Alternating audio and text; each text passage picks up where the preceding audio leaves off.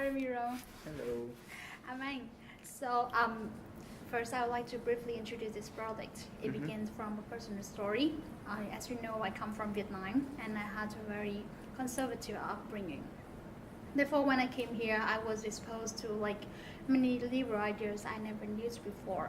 And when I came back to Vietnam, like, I had some arguments with like disagreements with many people in my family, people I used to be very close before. And like at that time, a lot of questions emerged in my mind.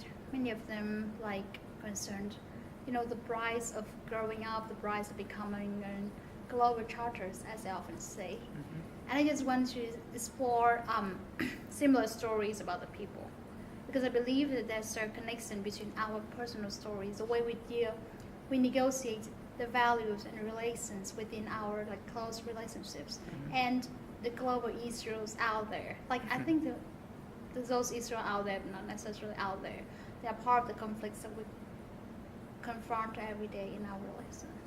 So I'll be happy if you can share the story in some way. Mm-hmm. Yeah. So, would you like me to provide like a particular example or just my general opinion?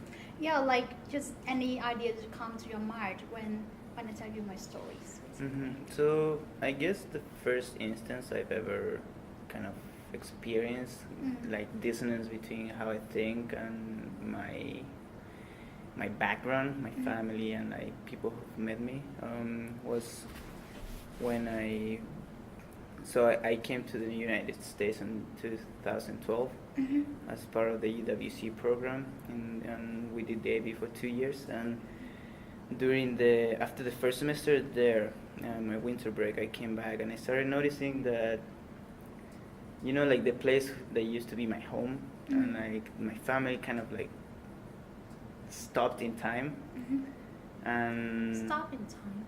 yeah, like I guess the moment I went to the US, the moment I departed from back home, that's the moment when time for me back home stopped. Oh, And so you no longer think in terms of like home anymore. I mean, Your time at home anymore. I do, but it's never the home I left behind, Mhm. right? So I guess as I expose myself to like new people in general, like I, it was a boarding school with around 250 students. Many of them came from like around 98 different countries. So you can imagine that people coming from all sorts of upbringings and traditions and cultures. That kind of the first approach I had, I was very biased from my cultural setting from back home. It's the only thing I had. And then I was very challenged to accept that other people are not necessarily like how I was raised as, or the same mannerisms, the same ways of being. So What especially challenged you?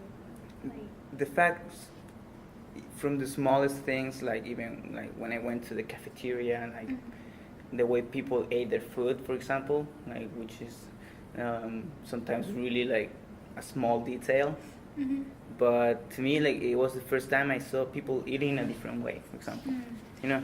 so it's just like a surprise at exotic styles, or it's also like something that raised your concern about certain values that you already have.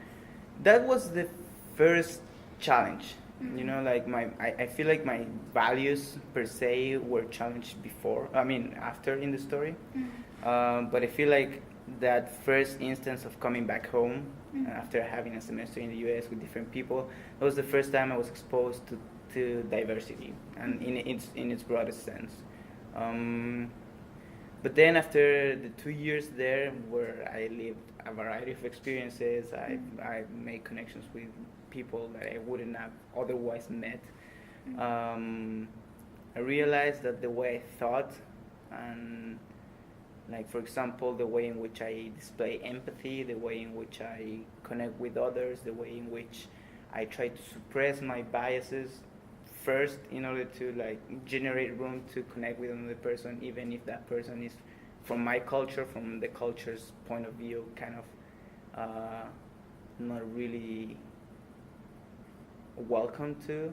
When, for example, from back home we have a lot of racism and sexism and xenophobia, and those type of behaviors kind of get ingrained in the way the culture expresses itself in future generations. And I realized that was the first instance where I realized, wow, like So this is they were there. Like, yeah, we didn't notice it before. exactly. Right. So that was the first time. It's kind of like the first awakening, if you will, because in a sense, like I've had been acting for 17 years the same way, in a very particular, defined way, with a lot of values like being thrown at me, like from my parents, from my friends, from my friends' parents, you know, and then realizing that, wow, like I've never actually thought about how I think. Which is understandable. Mm-hmm. Right. But I have a question. So, like when I think about terms like sexism, racism, xenophobia, things like that, I just realized that like the way these terms get developed had a lot to do with the Western framework, the Western conceptual framework that we are familiar with. But they do not necessarily translate into derogatory term when we apply like cultural cases into it. For example, like in Vietnam, for example, my country, females has like quite low position in the society. They cannot be allowed to, you know, they are not expected to go very high upon the career ladder. However, in the home, they have like very special role. Like they are expected to manage all the household like things, and they expected to like somehow be the head of the big family. And I think it's the kind of power too. So it is fair if we consider the Western conceptual framework the superior one to like the cultural framework that we had at home.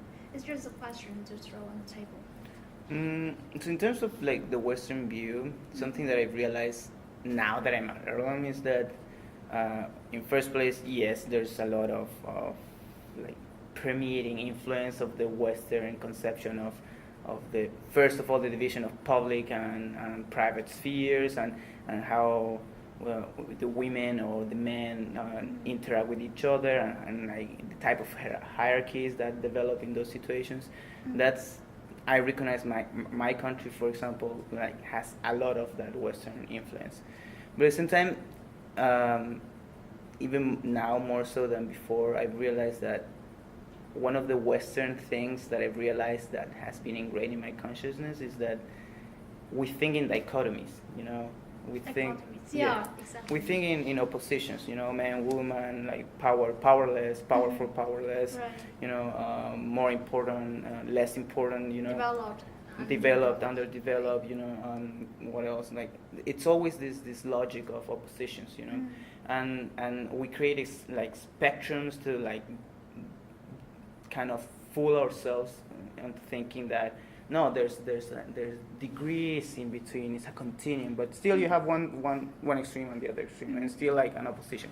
So that's one of the things that has most powerfully challenged my values, and the way even things I've never thought I would challenge in myself, because now I'm trying to, okay, I don't want to go neither that direction or this direction. So where should I go now? And that's the question I've been trying to ask, and that's the question I've been trying to. Since when? More so this year, sophomore year. Since you came to, like sophomore year.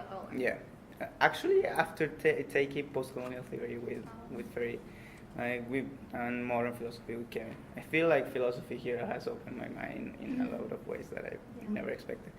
But I feel like the seed was always there, like ever since I came to the States, just by the very fact of two cultures presenting themselves to each other, you know, and at the end you end up generating, like, for example, I don't know if this happens to you, but I don't know if you feel like there's a Vietnamese Ain and a United States Ain, like the way in which you express yourself, the way in which you are in English is very different from how you are in Vietnamese. And it's not just about the language, it's also like about how I deal with other people when I'm here, when I'm back, right. And things like that. There are things that I refrain from saying when I'm home. Exactly. Because why? Because like in my case, I think it's not because I'm less of myself. It's more because like I know that my parents or people at home didn't have the same experience as I do.